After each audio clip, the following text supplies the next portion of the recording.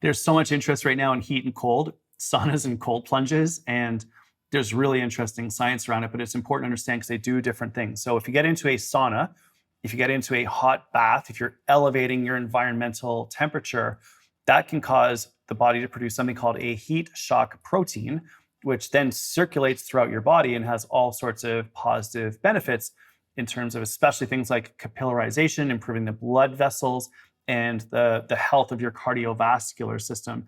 So we consider that heat or saunas improves your cardiovascular system, your heart, your lungs, your blood vessels. On the other end of the spectrum is cold water immersion, and so many people are into that right now. There's some compelling research that has been done to suggest that cold water immersion has a number of different benefits. It is still a little bit confusing. The research is not definitive. We did a review article on that a number of years ago. And so it may help inflammation or make it worse depending on how cold the water is. But in general, cold water immersion, we think is a good practice for people to do in moderation. So our protocol for heat is a few times a week for 15 to 20 minutes.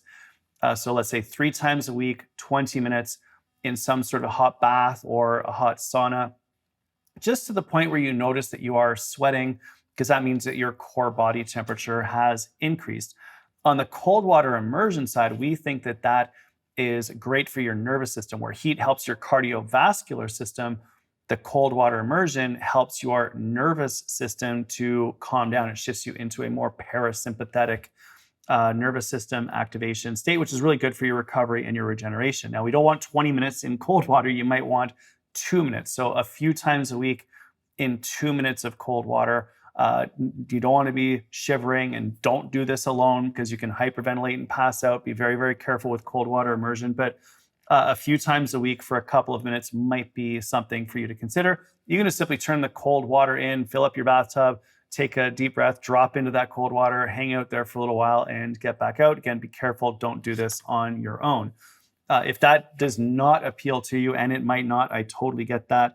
Then there's some other research that shows that 30 seconds of cold water at the end of your shower, right on your forehead or in between your shoulder blades, on your back, the top part of your back, right at the base of your neck, can reduce your risk of upper respiratory tract infections, so colds and flus, by like 75% if you do this consistently. So either of those two strategies work. Heat works, cold works.